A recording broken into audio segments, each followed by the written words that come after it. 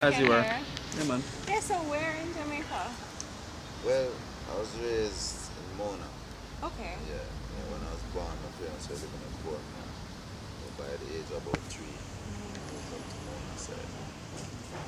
And it says something about you recording over songs and changing up the lyrics and doing all this kind of thing.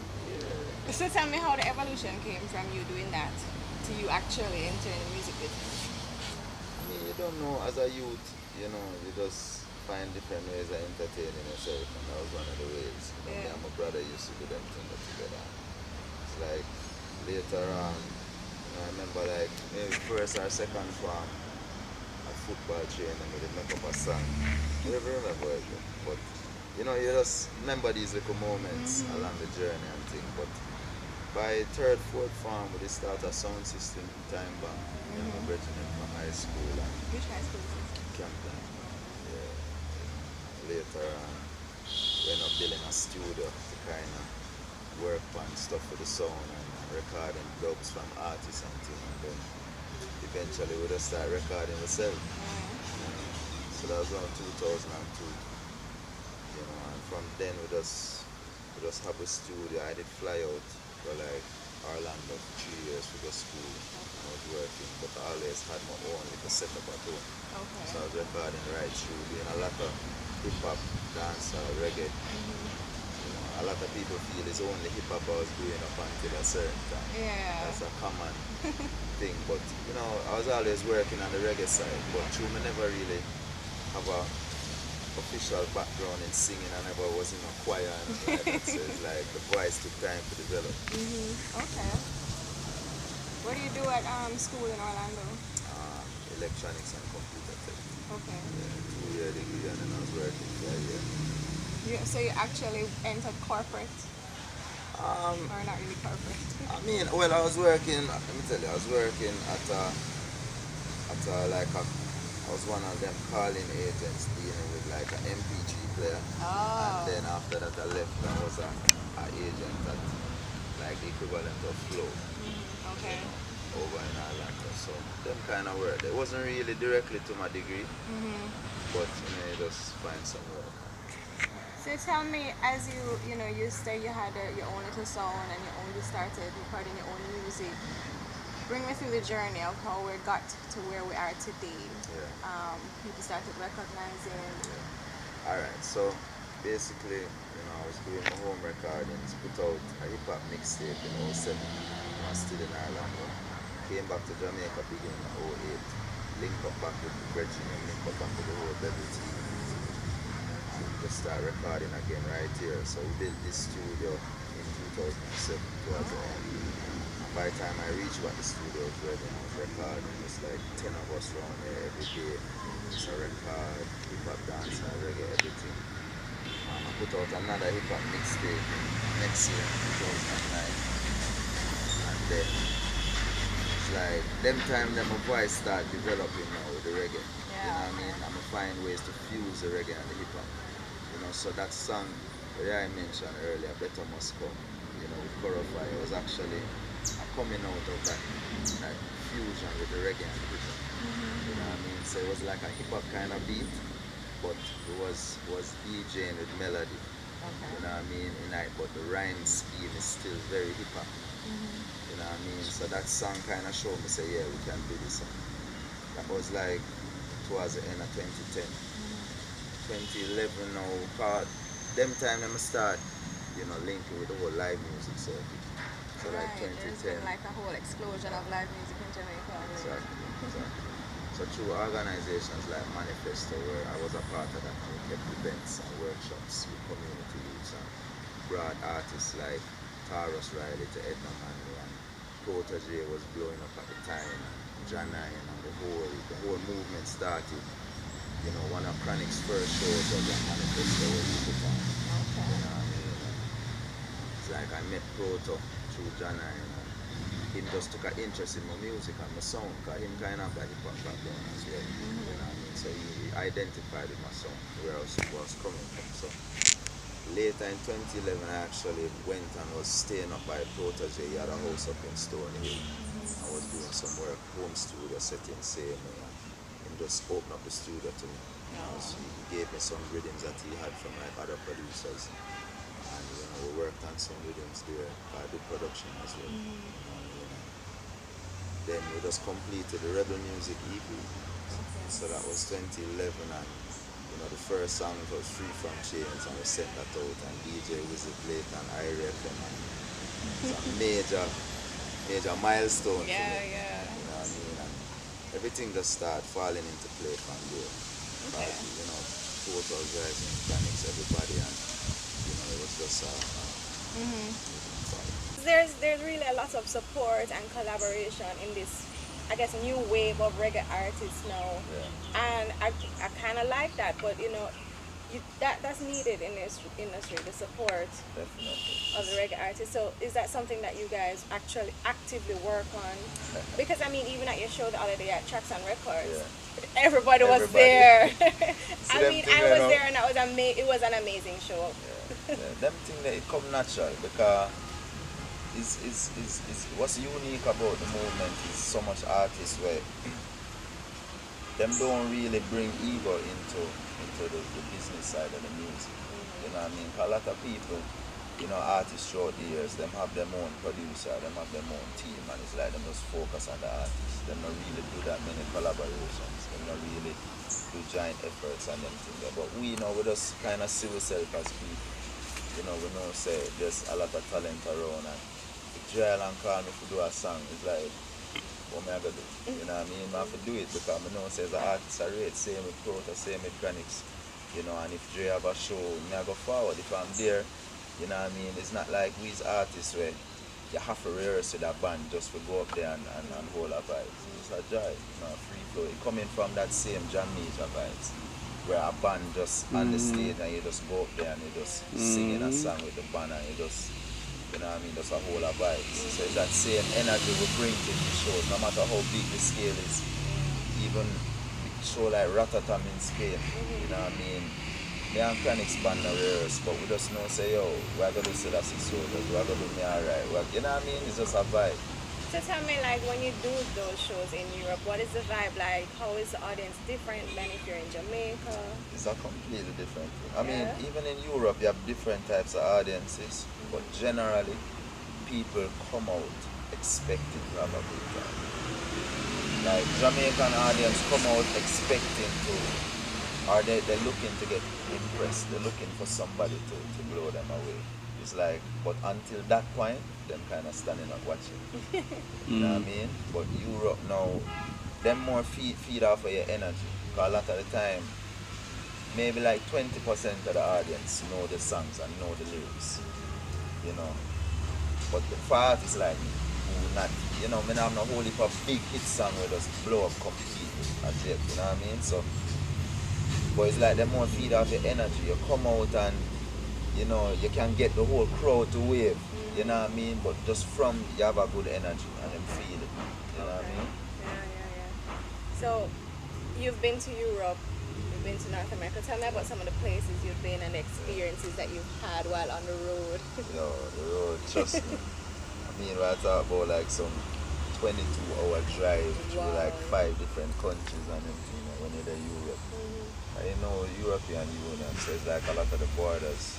You're just driving through countries. You know what I mean? And you have your Schengen visa, you just go through that. Europe is nice because a lot of the time you're driving through country areas and it's just farming everywhere. Everywhere you look, every piece of land is like them a farm. And it's like somewhere you don't want to see in Jamaica. Yeah. You have so much land and it's crazy. Like in Germany, the average supermarket is like an organic supermarket. Like you can get organic. It's not like in the US where you have to go to a Whole Foods or you have to go to find that. It's like over there, they're more focused on quality because them actually thinking about the quality of their life. You know what I mean? So they will, grow foods the right way. They will truly deal with the benefit. While in other countries, in the western side of the world, it's just about profit. You know what I mean? So it's like, however them can grow this food to make the most profit, that will. Like certain places in Europe, them ban GMO foods. You know what I mean? And you see it, and it's like, places like California remind me of Europe too. Yeah. Very health conscious, very, you know, you have whole heap of vegan restaurants, because a vegan on the road sometimes it can be difficult to find food. But I mean, from you're flexible, enough people them only eat Jamaican food. It's like, that is a problem. If you do that, you're going to end up in a trouble. Yeah. See me? You know what I mean? You have to put a little faith in the chef then and just, you know, hope so them not spit in your food or not like that. You know what I mean? And just try to live good with people. And from you have a good energy, Yeah. you will get good food. Yeah. You know what I mean? But I love California for the food. I tell you, and like that whole California, Oregon, Portland, them Washington, them states there, just very health conscious, very, you know, it just, the people just on a spiritual level, you know what I mean?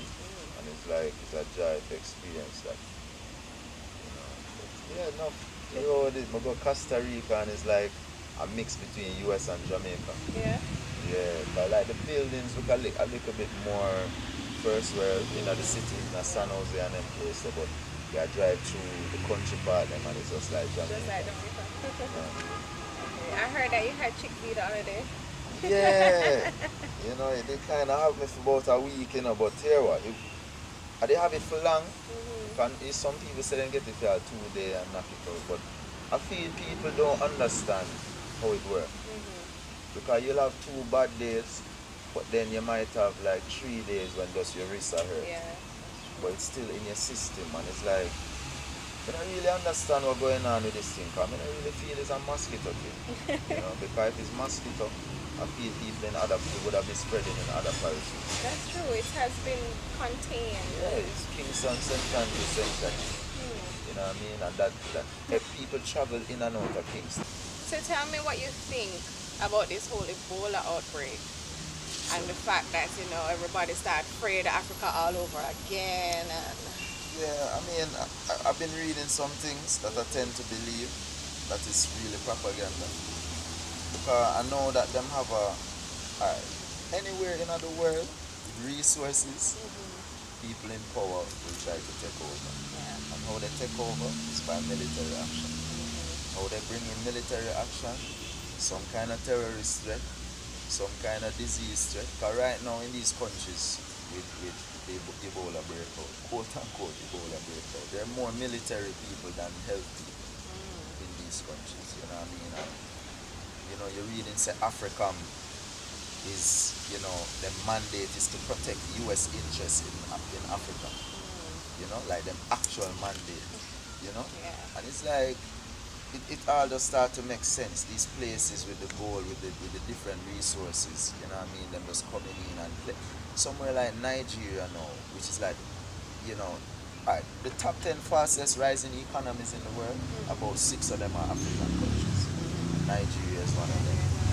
So you know that them just trying to, you know, break down the social order, break down the potential investment, you know, from people who would be, you know, looking to invest in countries like this. And they was just talking about it on the radio.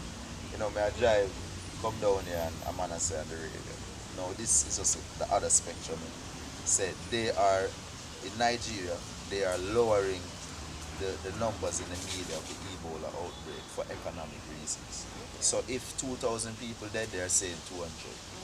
Now for me, it's the complete opposite.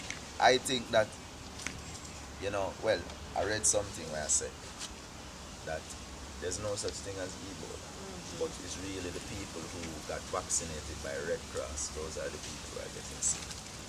You know what I mean? And for somebody like me, I tend to believe things like that. You know what I mean? 'Cause I know the system works. I know that everything is done for profit, and they don't care about the lives of the people. They don't. You know what I mean? That, we say it in no capitalist. The pharmaceutical bringing up happy through the supermarket only fill up with acid. You know what I mean? So who benefits from chicken gun? Now Panadol and Setamol and these people, them sold out. And vape and all Yeah, this vape, all of them thing here. You know what I mean? Anything associated with it or mosquitoes. Yes. You know, and the government, the Minister of Health, I say, they've been preparing. I couldn't even read that article myself. I said they've been preparing for the introduction of chikungunya. for 2 years.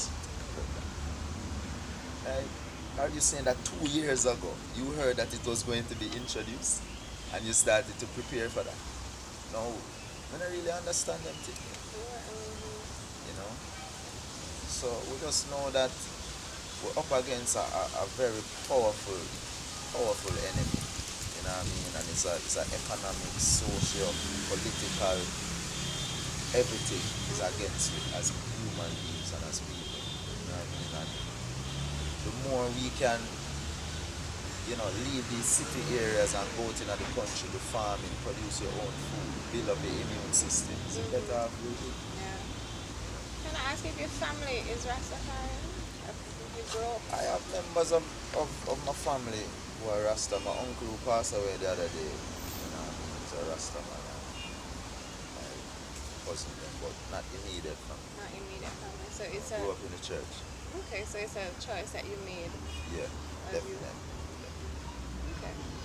So let me go back into the music industry. I interviewed Richie Stevens the other day, and I asked him, to comment on the state of reggae in Jamaica, and he said, reggae is not in trouble, but reggae artists are in trouble because he said Always have a lot to say. Yeah, man. he says that the biggest reggae acts right now are not Jamaicans.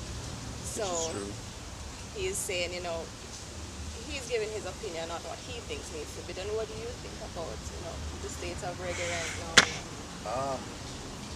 I think there was definitely a period where the perception of reggae music and the leading artists in reggae music shifted from Jamaica to elsewhere.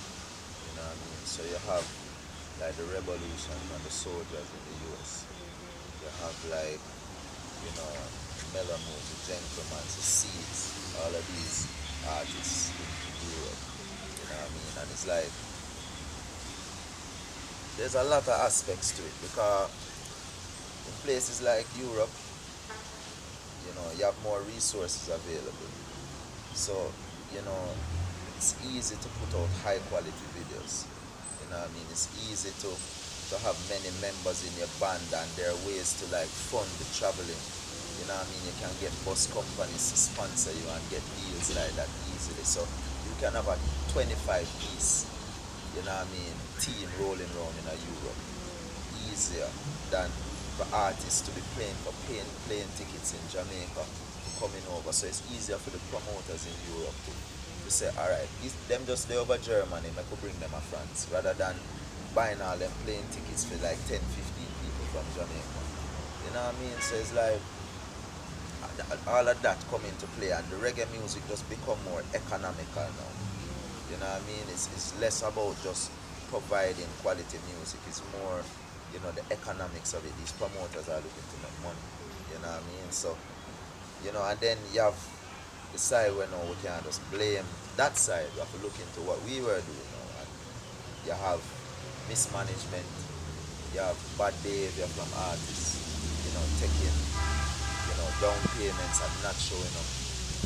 You have 2, 3 different people saying them are mad with one artist. You know what I mean? And promoters can't deal with them. So they will just write off that artist and afford management fee. So you find less and less artists working. Then you have the whole, the gay rights, the homosexuality thing, kick in, and a lot of artists were, banned and things like that. So it's a whole heap of factors, you know what I mean? But I think just in terms of the quality of the music, it's definitely on the rise again. You know what I mean? With, artists like myself, Canix, Julian, Porter, Jesse Royal, Janai, Kelly, so all of these artists and the promoters on that side, they promote the unity of the artists. It's almost like a marketing thing that they use. You know what I mean? And the people feel it. So it's on the rise again. You know what I mean? You're seeing more Jamaican artists on the big shows. You know what I mean? Headlining and you have artists like Anthony B. who live in Europe. Yeah. Great. People don't even know how big Anthony B is in Jamaica. Because out of sight, out of mind. So, I toured with him earlier this year. He had the same booking agency. And them man, you bring in like 3,000 people just to see him at one venue. I mean, and that it's a regular thing. Okay. I have Taurus Riley with the Black Soil Band doing 35 dates in 36 days and everything. So it's quality. Yeah. So it's on the rise. Okay. So you're not worried? No, not worried. I just more worried generally about what going on in the world. Not the music Not industry. the music industry. I'm not worried about myself financially or anything like that. It's just what we are gonna do if things really kick off in Yeah. Jamaica. I get you. All right, well, that's wraps for me. You can tell me what you have next. You said that you just released. Yeah, we just released New Day, a song by Corofire, Baby Rock artist. From he's been with us from them time in 2002. And now, I take the thing on a level and he's a talented artist and it's a pleasure to produce with him. I got members of my band play on the rhythm. And it's the first I really getting into live production. So it's a joy. New Day is out, free download on SoundCloud. SoundCloud.com/BabyRap. Get all the music and other songs, I have a song well done about the politician them where we're looking for release soon. Waiting on it to be mixed. And a couple other songs coming out, so you just look out for new music and we'll be in the New York area in mid-November. Try to do some shows and some promotion. Live from Kingston, a big show with Protege in December the 20th. Hope Gardens. So I believe it's me, Boto, Jesse Ryan, and Savannah so far on the lineup. So that should be a nice show. Just some other shows here and there, trying to touch up the schools. I touched UTech last night and crazy vibe. The day actually, in the afternoon. I want to touch some of the high schools like Wagaduguting and Immaculate next week. And, forget the youths and really, because we have the message, so we want to get it out. Yeah. And you start from the young, they carry it right Exactly. on. I was in Seaview Gardens last night, first time I go down there, the whole Mashaba, Elephant Man, Bounty, all of them man there. The amount of people that come out just to see, because it's majority artists from the community, young artists, and the place run. Yeah. You know what I mean? And all our vibes, me, Ibama, Escali vibe, all our vibes, and it's crazy. It's a joy to see how people are know. And the song with the highway and all there. So just take it further and further, because I believe we have a product where Jamaica can benefit from it. So we just have to give it to the people. All right. It was a pleasure.